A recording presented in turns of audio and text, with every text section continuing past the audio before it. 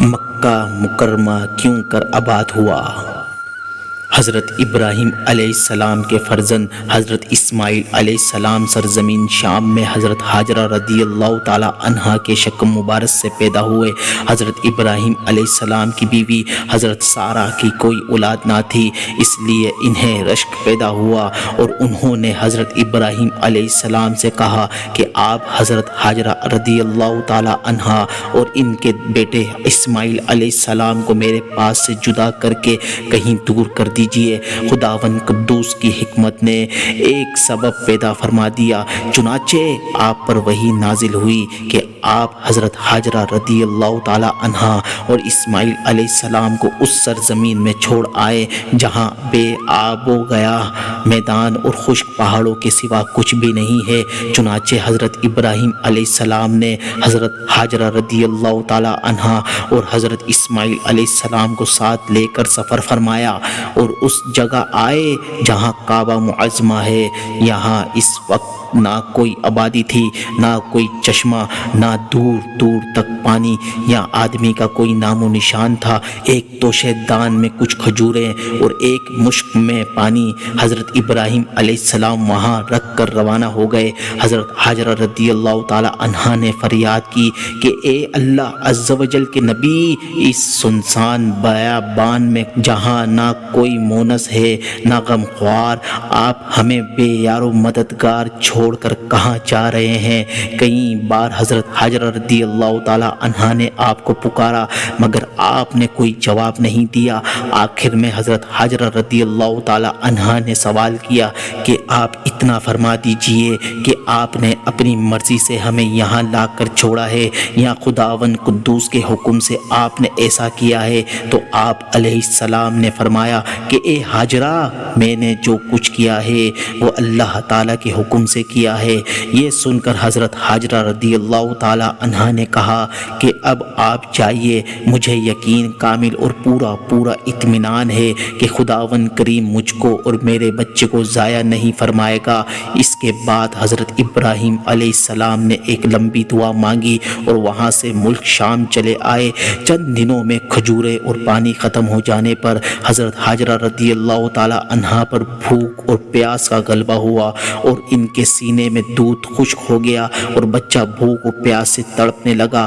حضرت ہاجرہ رضی اللہ تعالی عنہا نے پانی کی تلاش اور جستجو میں 7 چکر صفا مروہ کی دونوں پہاڑیوں کے لگائے مگر پانی کا کوئی سراغ دور دور تک نہیں ملا، یہاں تک کہ حضرت اسماعیل علیہ السلام پیاس کی شدت سے ایڑیاں پٹک پٹک کر رو رہے تھے۔ حضرت جبریل علیہ السلام نے آپ کی ایڑیوں کے پاس زمین پر اپنا پیر مار کر ایک چشمہ جاری کر دیا اور اس پانی میں دودھ کی خاصیت تھی کہ یہ غذا اور پانی دونوں کا کام کرتا تھا۔ چنانچہ یہی زمزم کا پانی پی کر حضرت ہاجرہ رضی اللہ تعالی عنہا اور حضرت اسماعیل علیہ السلام زندہ رہے، یہاں تک کہ حضرت اسماعیل علیہ السلام جوان ہو گئے اور شکار کرنے لگے تو شکار کے گوشت اور زمزم کے پانی پر گزر بسر ہونے لگی۔ پھر قبیلہ جرہم کے کچھ لوگ اپنی بکریوں کو چراتے ہوئے اس میدان میں آئے اور پانی کا چشمہ دیکھ کر حضرت ہاجرہ رضی اللہ تعالی عنہا کی اجازت سے یہاں آباد ہو گئے اور اس قبیلے کی ایک لڑکی سے حضرت اسماعیل علیہ السلام کی شادی بھی ہو گئی اور رفتہ رفتہ یہاں ایک آبادی ہو گئی۔ پھر حضرت ابراہیم علیہ السلام کو خداوند قدوس کا یہ حکم ہوا کہ خانہ کعبہ کی تعمیر کریں، چنانچہ آپ نے حضرت اسماعیل علیہ السلام کی مدد سے خانہ کعبہ کو تعمیر فرمایا۔ اس وقت حضرت ابراہیم علیہ السلام نے اپنی اولاد اور باشندگان مکہ مکرمہ کے لیے جو ایک طویل دعا مانگی وہ قرآن مجید کی مختلف صورتوں میں مذکور ہے۔ چنانچہ سورہ ابراہیم میں آپ کی اس دعا کا کچھ حصہ اس طرح مذکور ہے: اے میرے رب، میں نے اپنی کچھ اولاد ایک نالے میں بسائی جس میں کھیتی نہیں ہوتی تیرے حرمت والے گھر کے پاس، اے ہمارے رب، اس لیے کہ وہ نماز قائم رکھیں، تو لوگوں کے کچھ دل ان کی طرف مائل کر دے اور انہیں کچھ پھل کھانے کو دے، شاید وہ احسان مانے۔ یہ مکہ مکرمہ کی آبادی کی ابتدائی تاریخ ہے جو قرآن مجید سے ثابت ہوئی ہے۔ دعا ابراہیمی کا اثر۔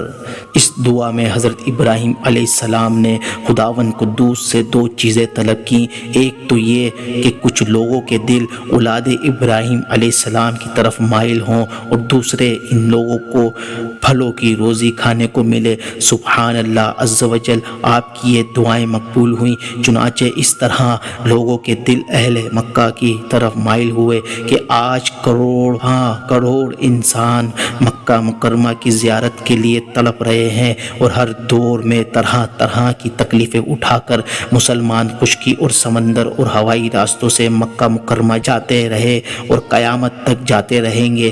اور اہل مکہ کی روزی میں پھلوں کی کثرت کا یہ عالم ہے کہ باوجود یکا شہر مکہ اور اس کے قرب و جوار میں کہیں نہ کوئی کھیتی ہے، نہ کوئی باغ باغیچہ ہے، مگر مکہ مکرمہ کی منڈیوں اور بازاروں میں اس کثرت سے قسم قسم کے میوے اور پھل ملتے ہیں کہ فرد تعجب سے دیکھنے والوں کی آنکھیں پھٹی کی پھٹی رہ جاتی ہیں۔ اللہ تعالی نے طائف کی زمین میں ہر قسم کے پھلوں کی پیداوار کی صلاحیت پیدا فرما دی ہے کہ وہاں سے قسم قسم کے میوے اور پھل اور طرح طرح کی سبزیاں اور ترکاریاں مکہ معظمہ میں آتی رہتی ہیں۔ اور اس کے علاوہ وہ مصر اور عراق بلکہ یورپ کے ممالک سے میوے اور پھل باکثرت مکہ مکرمہ آیا کرتے ہیں۔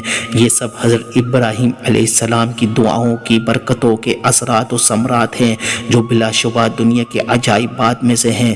اس کے بعد آپ نے یہ دعا مانگی جس میں آپ نے اپنی اولاد کے علاوہ تمام مؤمنین کے لیے بھی دعا مانگی۔ ترجمہ: اے میرے رب، مجھے نماز قائم کرنے والا رکھ اور کچھ میری اولاد کو۔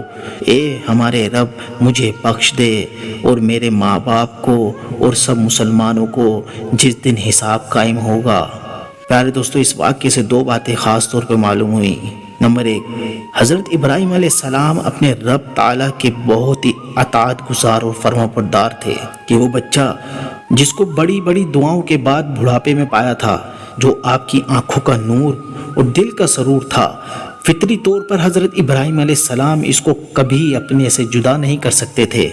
مگر جب اللہ تعالیٰ کا یہ حکم ہو گیا کہ اے ابراہیم، تم اپنے پیارے فرزند اور اس کی ماں کو اپنے گھر سے نکال کر وادی بطحا کی اس سنسان جگہ پر لے جا کر چھوڑ آؤ جہاں سر چھپانے کو درخت کا پتا اور پیاس بجھانے کو پانی کا ایک قطرہ بھی نہیں ہے، نہ وہاں کوئی یار و مددگار ہے، نہ کوئی مونس اور غم خوار ہے۔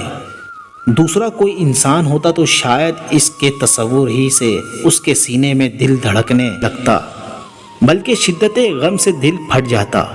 مگر حضرت ابراہیم خلیل اللہ علیہ السلام خدا کا یہ حکم سن کر نہ فکر مند ہوئے، نہ ایک لمحے کے لیے سوچ بچار میں پڑے، نہ رنج و غم سے نڈھال ہوئے، بلکہ فوراً ہی خدا کا حکم بجا لانے کے لیے بیوی اور بچے کو لے کر ملک شام سے سرزمین مکہ میں چلے گئے اور وہاں بیوی بچے کو چھوڑ کر ملک شام چلے آئے۔ اللہ اکبر!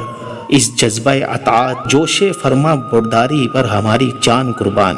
نمبر دو، حضرت ابراہیم علیہ السلام نے اپنے فرزند حضرت اسماعیل علیہ السلام اور ان کی اولاد کے لیے نہایت ہی محبت بھرے انداز میں ان کی مقبولیت اور رزق کے لیے جو دعائیں مانگی۔